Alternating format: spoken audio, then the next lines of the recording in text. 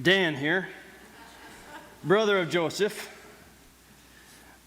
I don't know what happened. I think we got off on the wrong foot with this guy from Egypt. I didn't know this guy's from Adam's house cat. Next thing I know, he's saying, "You're spies, here to find out our weaknesses." Whoa, slow your roll, man. We're just coming up from Canaan. We're hungry. We're not spies. You're spies! Well, this guy's got a bee in his bonnet. We certainly didn't get off on the right foot. Next thing I know, we're standing in Egyptian jail with no chance of getting out. Simeon, oh, you're in jail? Yeah, real nice. The 9 of you guys leave me in there after you square things out with this Pharaoh's manager man, and you leave me in prison while you guys go off to dad and feed your families. Oh, that's all right. Hey, I got this, guys. No problem. Just, call me when you're coming back. You're coming back, right?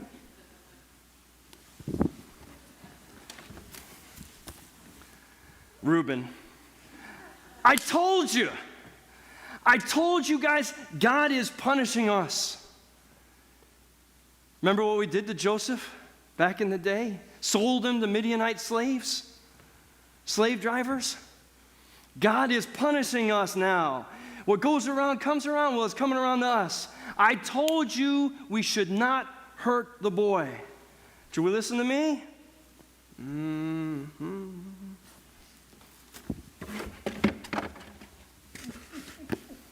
Judah, quit your whining, Reuben. Everybody knows you lost Dad's favor a long time ago. Besides, I don't remember you stepping in. I mean, you said you were going to do something, but you never did, just like always, all talk, nothing else. That's why I'm in charge now. We'll get Simeon sometime when the food runs out. He'll be all right down there. He can take care of himself. Besides, it's not like he's got a hot temper or anything.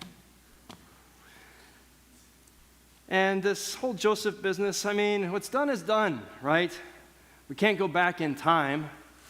We can't undo what we did. So let's just live in the moment, be grateful for what we have. And when we go back, Dad, we've got to go back. This guy wants us to bring our youngest brother with us, Benjamin. What's that? You don't want us to take Benjamin? You still blame us for Joseph? Dad, how many times I got to tell you, it was a wild animal. There's nothing we could do. Or was there? I'm not sure exactly how the conversations went with Joseph's brothers, his older brothers. What I do know is that the lie they told themselves became their reality, became the relationship that was strained with their father, a lack of trust. This man in Egypt who they didn't recognize, who was actually their brother. An argument between Jacob and his sons. Why'd you have to tell him that you had another brother? Well, he asked us. How were we to know he's going to put us in prison and throw away the key? Why have you brought this trouble on me? Jacob says. It's bad enough you let your youngest brother die. Could you imagine being in a family, maybe some of you can, where you're blamed for the family's troubles? Fingers pointed at you. You can never get out from under it. That's a heavy burden to carry. Eventually, the food runs out. But it's kind of confusing to me because if you read the chapters before what the boys read so beautifully today, it says that they're starving, right? And then Jacob tells them when they go back to meet with this man from Egypt, take some of the bags of the finest fare from the land, pistachio nuts and raisins. And, well, I guess we're not completely starving. Maybe the story is about something greater. While there might be a famine going on, God is at work with a story and lesson for this family beyond food.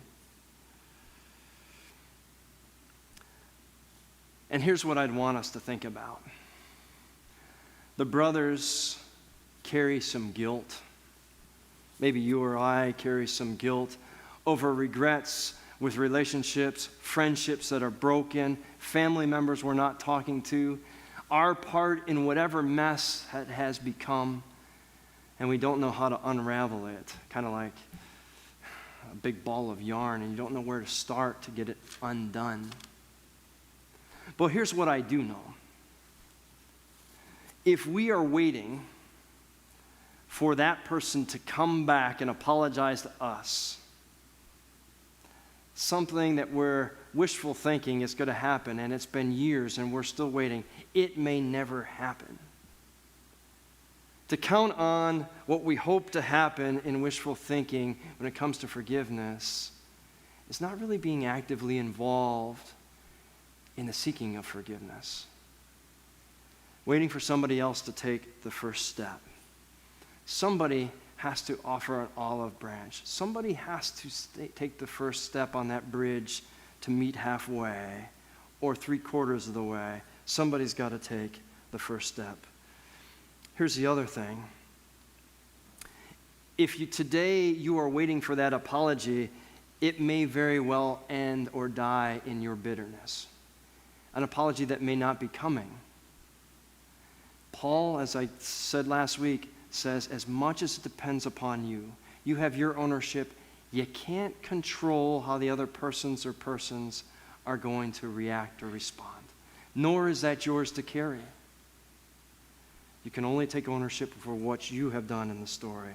These brothers. Are these brothers going to apologize? They don't even know it's Joseph. And when they do recognize it's Joseph, they're speechless. It's not exactly like they were in a hurry even to get back to Simeon. They're not really good about taking care of each other, at least not yet. Not until Judah, when they discover that in their bags all the money is left back, and they really do look like thieves, although they don't go right back to return it. I mean, the story's a mess. And when they do go back, they return the money, they pay it back double, they bring the pistachio nuts and all the goods from the finest goods of the land, and then they show him Benjamin, and he tells them to go on their way. Everything's going great until they head out, and Joseph has secretly had his manager put his divining cup in Benjamin's bag. He runs out and chases them. Some of you, after all this goodness and generosity, you guys have betrayed me again. You've stolen from my house. And so we didn't take anything. He says, search the bags. And if you search the bags, Judah says, you can kill us all. Because we're not liars, and we're not spies, and we're not cheats. But sure enough, there's a cup in one of the bags, Benjamin's bag. And the brothers tear their robes, and they think, we are really up in a mess now. What can we say? We're caught red-handed. Benjamin's as surprised as anybody else. I didn't take anything, but what can I say? The cup's in my bag. So here's the turning point. Judah says, me instead of him. It'll kill our dad if you take his other son from this wife he loved. Take me instead. All along, we were supposed to be watching our younger brothers. Maybe now, based on what I've already done to Joseph, maybe now I can get it right this time around. I didn't get it right then, maybe I can this time. And so Judah offers to put himself in Benjamin's place in prison for whoever knows how long, to be this man's slave. And at that point, Joseph leaves the room because he realizes the possibility is there, the God possibility is there, that his brothers, just maybe, his brothers have changed. That maybe it's possible a person isn't one-dimensionally the thing they did to us. Maybe it's possible, by the power of God, that things that we thought were irreconcilable might just have a pathway to something new. Joseph comes back in. I'll leave that part to Pastor Michelle. The last part I'd like to share. It takes one person to forgive. But forgiveness is not amnesia. It's not saying what you did to me is okay. It takes one person to forgive. It takes two people to reconcile. We can have forgiveness without reconciliation. And that's a distinction. The reconciliation is where both parties come to a new place. Forgiveness can happen if it's just you. That's a difference.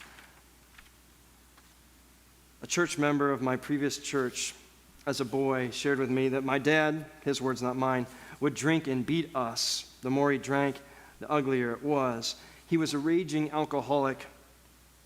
I blamed him. My brother and I lived in terror.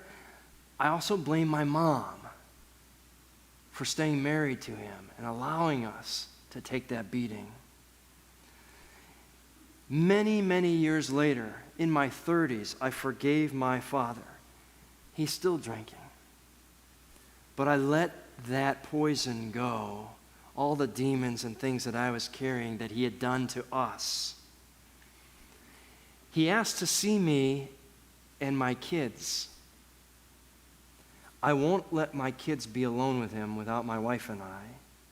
And we only see him in small doses because there still are consequences to what he did to me.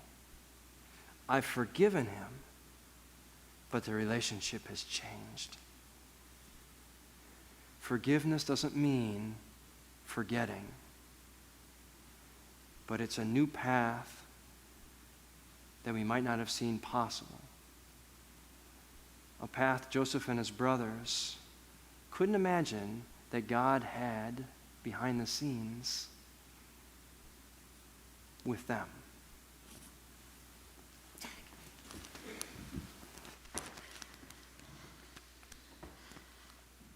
Pastor Scott gave you some insight into what it might take to walk in another's shoes.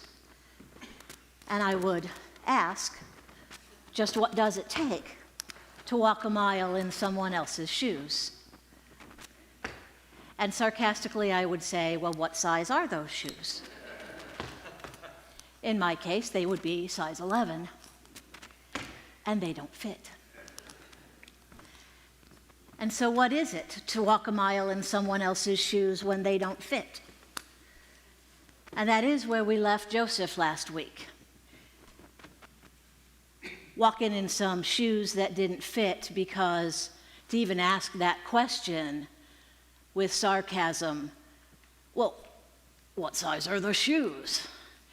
It misses the point.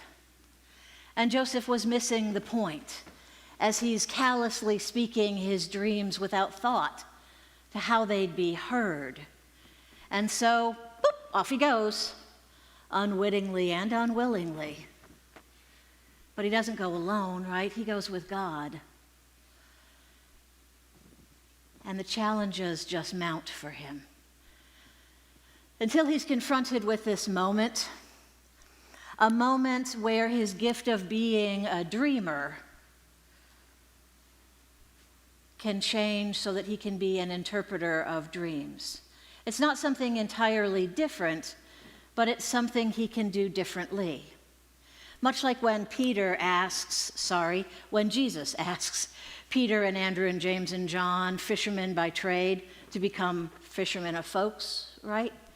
Joseph is now invited to use his gift for others, to cease his self-centeredness, and to become open and aware of others.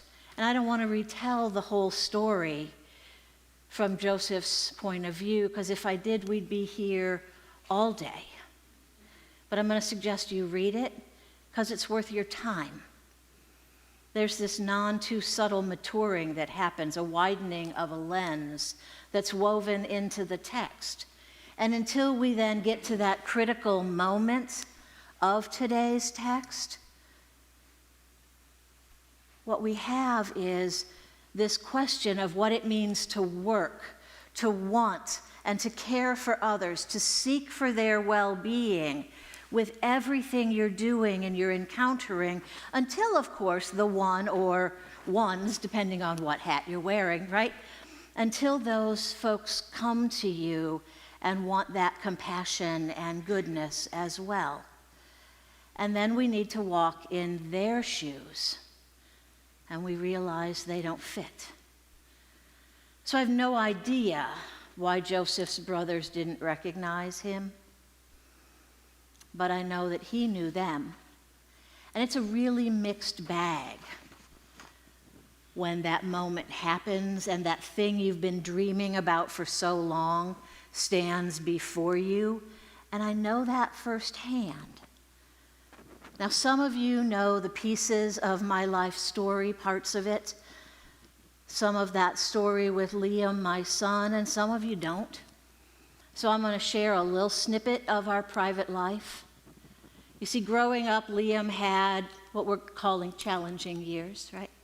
The bullying began for him in middle school and it escalated in high school. Additionally, his father and I were not married anymore. I loved Bob dearly, but his mental health issues made it not safe for us to be together anymore. This played a big part in Liam's life as well. And I don't want to make myself out to be a hero here. I was not. I am really no prize. If you're looking for a mother who has this apron on, who meets you at the front door with these baked cookies, that's not me. Crystal Lake had their fair share of those, many of whom are dear friends of mine, and I'm thankful that they were there because they needed to get Liam off the school bus when I was working, and I would have been lost without them. But I'm not one of them. Liam really thought he wanted one of them, and all I could say was, sorry. But moving on. Liam struggled with depression and addiction issues. And high school was the height of it all, with school avoidance and then that critical Christmas break when Bob, Liam's father, quite literally died in his arms of a heart attack. And things moved from awful to, good Lord, this is dreadful. Liam's dual diagnosis had us trying one rehab and then another, one hospital and then another. It also had Liam acting out in all of the expected ways. And I'm well aware of, but am not going to list, all of the things that were stolen, traded, and pawned to feed his addiction. And then at long last, working in these 12-step programs, the day finally came when step 8 was moving to step 9. And if you're not aware of 12-step programs, this is the amends step. This is the step I was dreaming of. Boy, was I mistaken about that. Liam was making amends. And let me tell you, he did it completely wrong. He blew it big time. Liam made amends like the 17-year-old boy he was, and not like the way I had scripted it in my head. The script in my head had dramatic pauses. It had him listing each item in great detail. The script in my head had him coming to terms with what things meant to me. Yes, that's right, Liam amends. His amends was all about me. I told you I was no prize. Now let's try it a different way. You see, this child, a 17-year-old boy who had been faithfully working his program for ages, this 17-year-old who had been through many different sponsors, because if you enter a program at 16, the program is filled mostly with, say, 45 to 70-year-old folks. It's tricky to find the right fit. But he kept at it and he kept trying. And he went to meetings every week until finally he arrived at this stage where there he was face to face with the mother he had stolen from. And he was doing his best to fearlessly face her when he was only a junior in high school, while all of the bullying was still going on. And he did it. And he was honest. And his mother, at least, in her facial expressions, well, she was a jerk. She may have said all the right words because my mouth had practiced the correct response.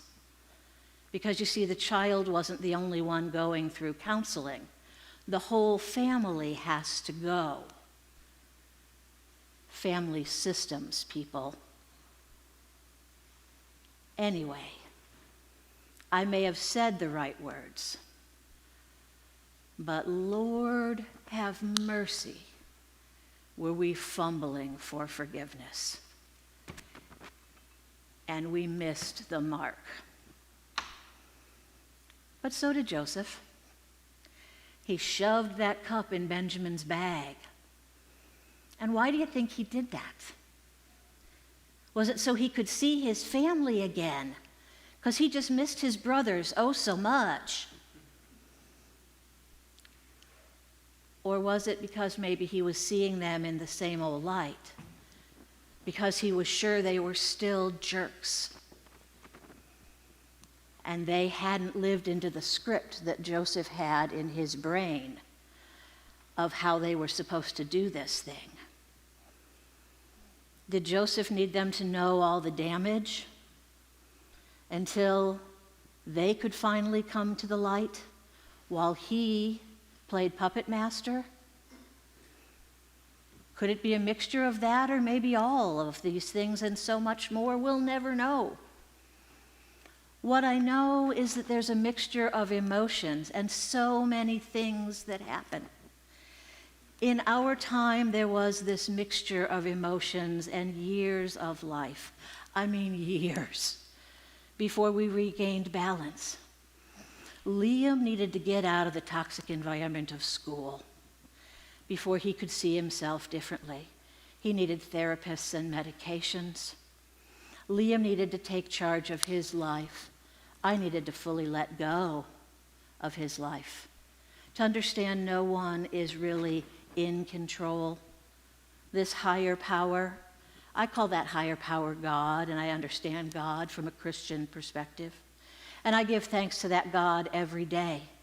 Because today, if you met Liam, you would meet one of the most upstanding, polite, hyper-responsible young men, attentive to every detail, and as honest as the day is long. And I could not possibly be more proud of him than I am. And you would have no clue of his history unless he, or in this case I, chose to share our story. I also want to share that there is no substitute for a fully formed functional frontal lobe. Just want to put that out there. Because he's 25. And maturity is an impressive thing. But in all of the years and all of the fumbling, in all of the times we got it right and those that we got it horribly wrong, if we had not kept moving forward with God toward forgiveness, if we had not kept trying to untangle the mess and reconcile and wrestle with all of our issues, then we would still be locked in those moments when he was a teenager. And my head and heart would still be holding anger and resentment, and it would dominate and toxify our relationship. So yeah, it was hard work and messy work.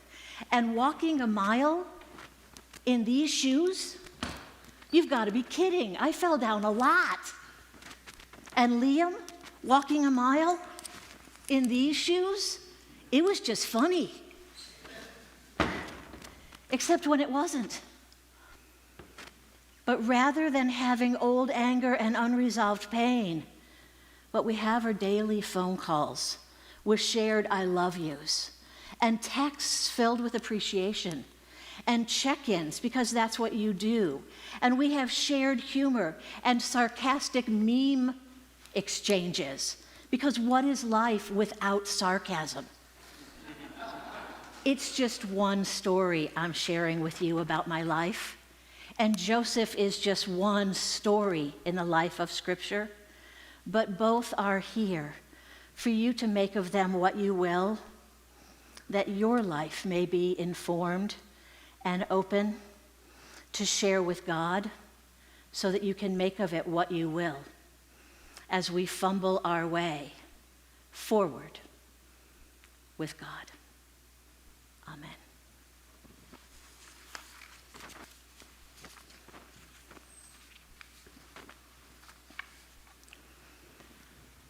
As we continue fumbling forward before my full invitation for offering, I invite Dave Williams to come forward. He has an invitation, and it comes first. Oh, and Dave's running. Run, Dave, run. Run, Dave, run. You at least have the right shoes on. I have to put the right shoes on.